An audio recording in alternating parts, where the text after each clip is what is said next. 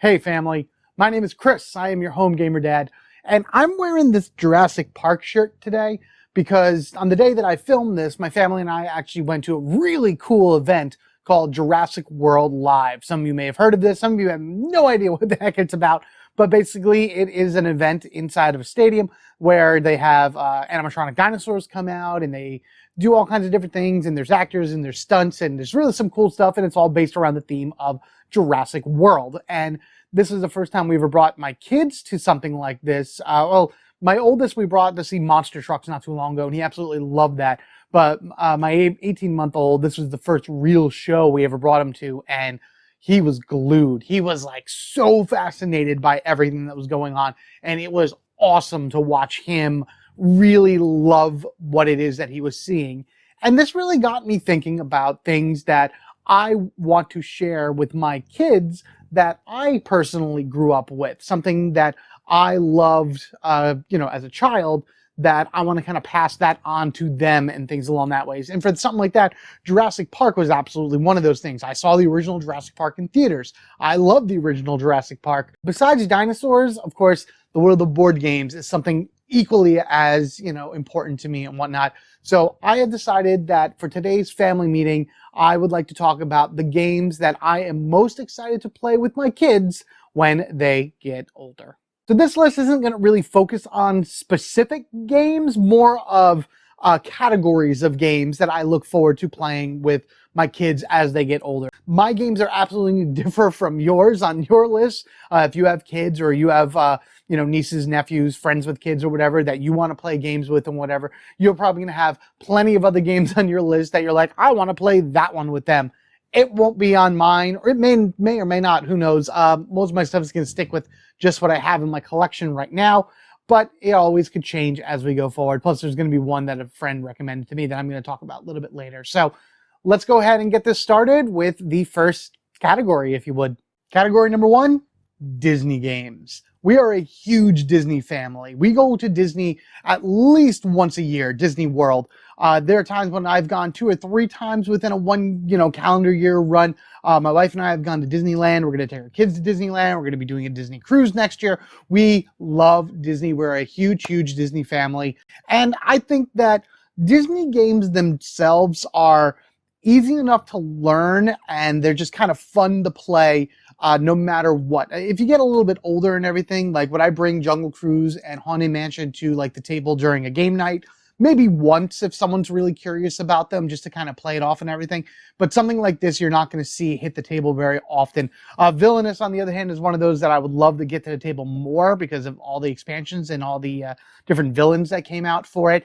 But this is about me and my kids. And right now, Mickey and the Beanstalk is a great, great game for a young kid in order to learn, because it basically teaches them going around and doing a bit of set collection, which is very simple. And then there's this really cool looking beanstalk where like the characters get onto that, you let them go, and then they spin down it and everything. And it's just so much fun to watch them do that. And I've played this with my oldest, but really just play, moving the characters around, pretending, oh, run here, grab that, yada, yada, yada. Once he starts learning to the rules of this, it's going to be a lot more interesting to see how he adapts to that and how he learns what the best strategies are in order to collect the food for the village and get the harp and things along that ways. Then with these Disney games, we evolve to other ones like the Jungle Cruise or Haunted Mansion. Probably go to Haunted Mansion first because like this one is a better set collection type game. But this one's pretty cool too because it's all about rolling dice and like rescuing people and everything. And then ultimately we get ourselves over to Villainous, which has a lot more asymmetry to it. What I really, really love about Disney games as a whole is there's a great progression to them, that as my sons get older, I can teach them these different things and they will actually learn more and more as they go on. And we all enjoy Disney together. So Disney games, there's way more than this. I'm probably going to get more, but I can't wait to play with them. Number 2, I'm going to call new tradition games. Now, I love traditions. I love having to look forward to something every year, knowing that it's going to happen generally around the same time, regardless of anything. Everybody has their own traditions for their own holidays, just for certain times of year. Maybe every summer you do a barbecue at a certain time of year, Memorial Day or Labor Day or something along that ways. But I would love to be able to take board games and kind of add that into a tradition every year. And the one that came to mind first that I've told my wife about that I really want to do, and I'm sure I'll come up with more along the way, is this one, the Golden Ticket game. Now, this is a Willy Wonka style game. It's produced, I want to say, by Buffalo Games. Yep, by Buffalo Games and Puzzles. And the entire core concept of this, and this is one of the reasons I absolutely love it, is you have all these chocolate bars here, and of course they're fake and everything, but you pull out the chocolate bar, and then in the back is a spot for a golden ticket to go in, and you have all of these chocolate bars, and the entire purpose of the game is to move around the game board and get chocolate bars, whether Willy Wonka himself gives them to you, or you get them, you buy them, or you do special card abilities which gets them. And this is based off of the Willy Wonka and the Chocolate Factory movie, so you have Gene Wilder, that's Willy Wonka. Not that I have anything against the Johnny Depp one. I absolutely love that movie too. Sorry, I do. But this is also a fantastic movie in its own right. And it's always a movie for me that's related more towards Easter time. I've always watched Willy Wonka and the Chocolate Factory, and then also Charlie and the Chocolate Factory around Easter time. So I would love to make this more of an Easter time tradition, springtime, something along that way tradition, where we would sit down and we would play it, and whoever would happen to get the golden ticket at the end would get some type of prize, you know, a big candy bar, a big chocolate bunny or something along that ways. So this is really something that I can't wait to play, not only with my kids, but just in the family as a whole. And then every year we look forward to it. Oh, it's the yearly golden ticket game. And this game goes up to, wow, there's no player count on the back here. I want to say it goes up to 5. Yeah, 2 to 5 players. This is a tradition that I would love to start, that I think would be absolutely fantastic. Maybe gives you an idea out there. Let me know of a game that you would actually put as a yearly tradition. What do you play with your family here and there? I could actually see Wingspan being a good springtime game to play as well. Or Everdell, a changing of a season, so you're going to play one of the versions of Everdell, something along that ways. I'm getting ideas just sitting here talking to you guys. So new traditions, absolutely a great way to experience new board games with your family. There's a lot that moved this guy down from his space on my shelf to here. But this category I'm calling nostalgia games. Games that I played when I was younger in one way, shape, or form that have come back into the mainstream in some way, and that I could teach my kids and things along that ways. And I'm not just talking about games like Sorry or Trouble, Candyland, Chutes and Ladders. I hate Monopoly, so definitely not that one. Scrabble, things along that ways. Those are all games that are around, that will always be around, that really don't change that much. I'm talking about these fun games right here that not only that I play, but also have other things mixed into it. Jumanji, for example, this is the fully electronic version of Jumanji. I open this thing up and the little sphere in the center actually glows. It does a little swirly thing that you would see in the show, and it would give you like a riddle of some sort for you to be able to figure out and defeat whatever the monster or entity or whatever it is that happens to come out and things like that. So I would love to be able to play this with my kids, and then of course not only show them the original movie, but then some of the newer movies as well. I don't mind those movies. They're actually pretty funny. Over here, this massive piece, sorry Jumanji, I gotta move you over to the side really quickly. So yeah, this is Fireball Island, Curse of Volcar. I actually got this in a trade. This is fantastically made box for the actual piece itself, but it's the same thing. It is a vacuum sealed board that you combine together, and then you take the little marbles and you roll them down. I've had the original Fireball Island, or at least I played the original Fireball Island way back in the day, and I absolutely loved it. And Restoration Games making one just kind of brought me back to that childhood, mindset of it. And I think when my son becomes maybe 4.5 or so, maybe a little closer to 5, he's going to be able to play this with me, even if we don't do all the rules, because there's nothing more fun than just kind of setting the whole thing up, dropping in the marbles, and just kind of seeing where they go.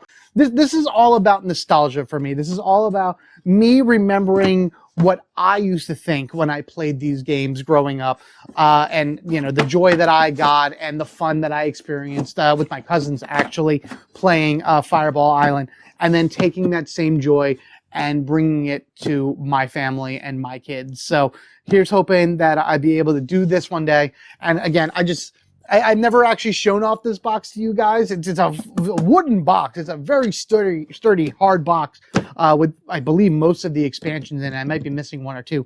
But Absolutely amazing, and something that I can't wait to show my kids. I've been dying to get this to the table regardless, but hey, one day, one day. This category is a little bit more specific, and I call it the deck building category. So deck building is quite possibly my favorite mechanic in all of board gaming at all. Any type of building, really, whether it be deck building, bag building, I want to get Dice Forge for literal dice building, things along that ways. I love that type of game where everybody kind of starts off all on equal footing, and as the game progresses, you're going to be doing stuff in order to be able to modify your whatever to make it however you want to play in that particular play session. I just picked these three out of my collection right now. I do have plenty of other deck builders and others I'd like to hopefully get one day. That will be a family meeting, actually. And I like this because it's kind of, again, with the Disney, a progression that I would love to show my son as he gets older. Summer camp is very easy. I would call this like my first deck builder. It's a simple concept where you just have, you get your card, you play your card, you move up a track. There's really not much in terms of super strategy when it comes to summer camp. It's a fantastic game. It is really cool. And each one of the merit badges that you got to earn in this does play into whatever the cards are in the deck, because you use a particular deck for whatever merit badge you're going for. This also has a nostalgia factor for me because as a Boy Scout growing up, I did go to summer camp all the time. My kids are also going to go into scouting, it's just how it's going to be.